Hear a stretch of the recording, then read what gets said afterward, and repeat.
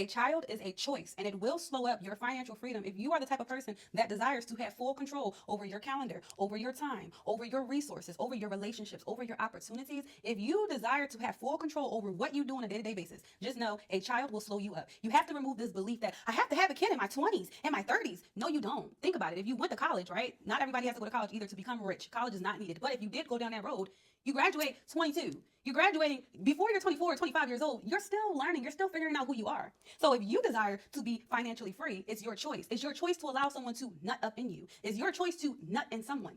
This is what sovereignty is. This is what mastery of self is. You know what your fluids are doing. It's your choice if you choose to create another life.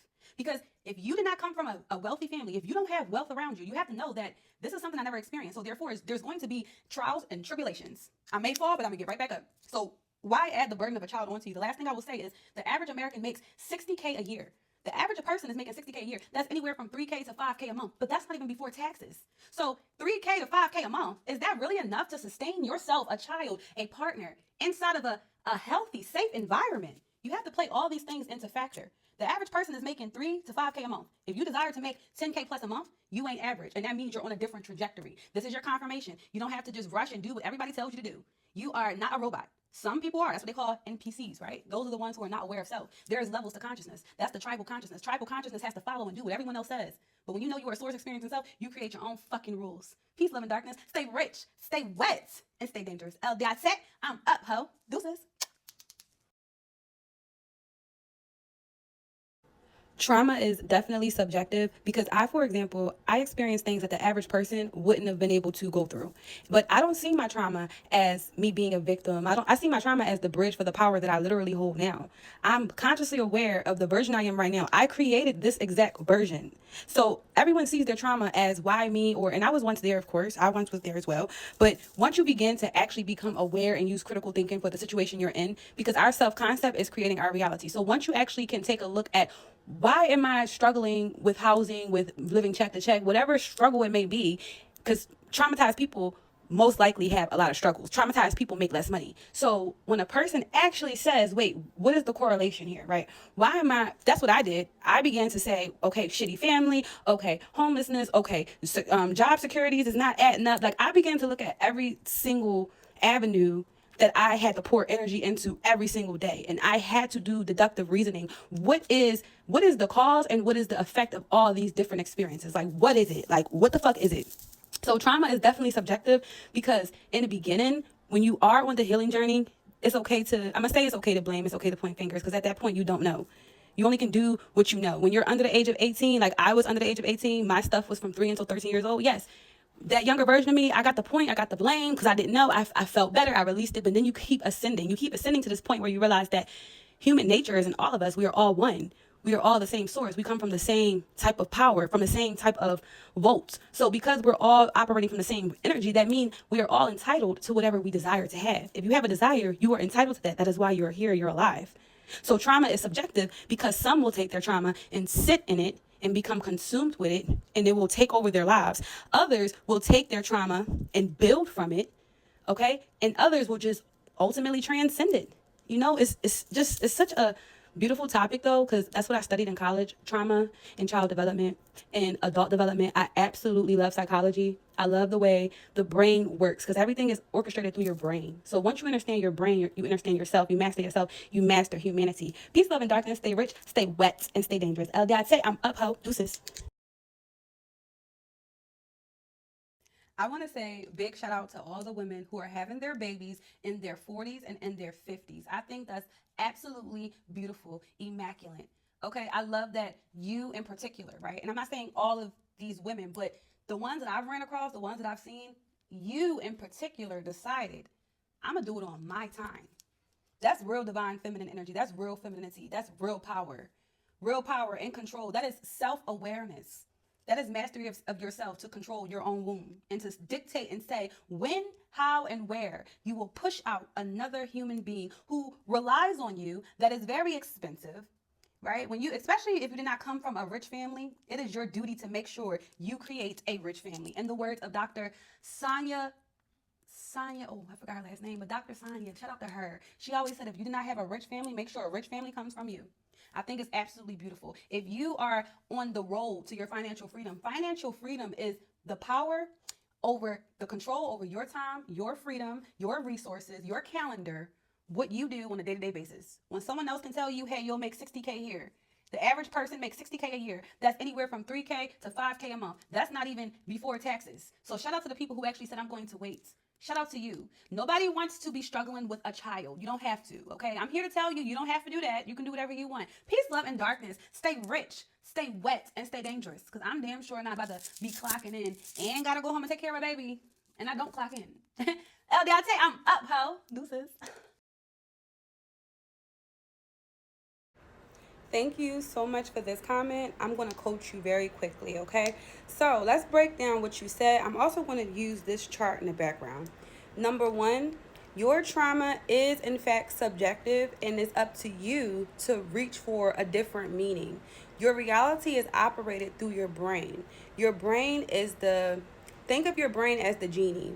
So if you say the words, every time you say, I can't escape this. Every day I'm trying. When you say these words are a command to your subconscious. Your subconscious is how you are operating. Your subconscious is your beliefs, your patterns. Speaking of beliefs, when you say I'm going to keep my faith. See, I'm not religious, but I grew up in a Christian cult. Faith has the tone of waiting for a higher being to provide you the sanctity and the peace. But like I said, I'm not religious anymore. I am self-experiencing self. And faith really means belief. But my law, I wrote about this in my book as well, the coagulation law. Belief is not enough. It's not enough to just believe I will be better. You have to actually do. I know you said you take an inch every day.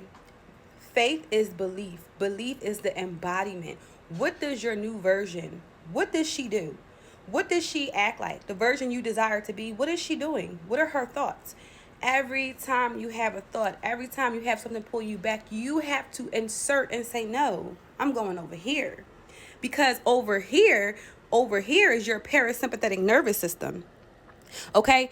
When your nervous system is orchestrating your reality, your nervous system is attached to your brain. So when your brain is feeling like, oh my God, fear, oh my God, fight, or freeze, I'm in pain, I can't get through this. Remember, this is survival. When you are in survival mode, this is the feeling of stagnation. When you are in thriver mode, you are in calm. Your nervous system can rest. Your digestive system can rest. This is very important for you because traumatized people make less money.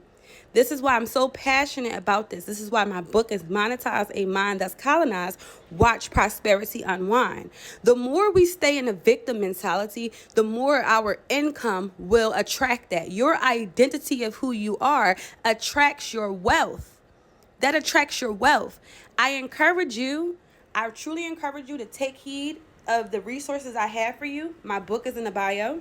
If you would like a one-on-one with me, you do have to fill out an application.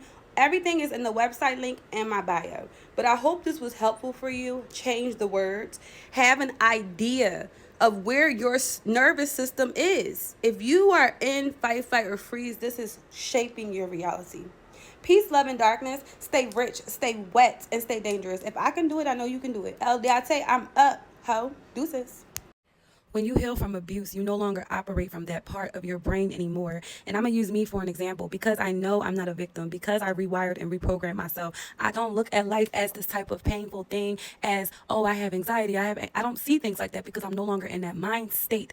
When you heal, healing is not a lifelong journey. People think that healing is forever. I have to get over something. Your self-concept is what constructs your reality. So your brain is operating off of how you see yourself. If you are stuck in fight, or freeze, and pain and trauma, then you're constantly going to have these type of experiences. But if you are firm in your self-image, you don't feel like that anymore. And for me, that's the disconnect from trauma. I'm so disconnected from trauma. I love to still talk about it in a sense because that was my journey. But I no longer feel connected to it in a way of praising victim mentality and the world is so bad. And I don't see life like that. See, here's the thing. Everyone dies.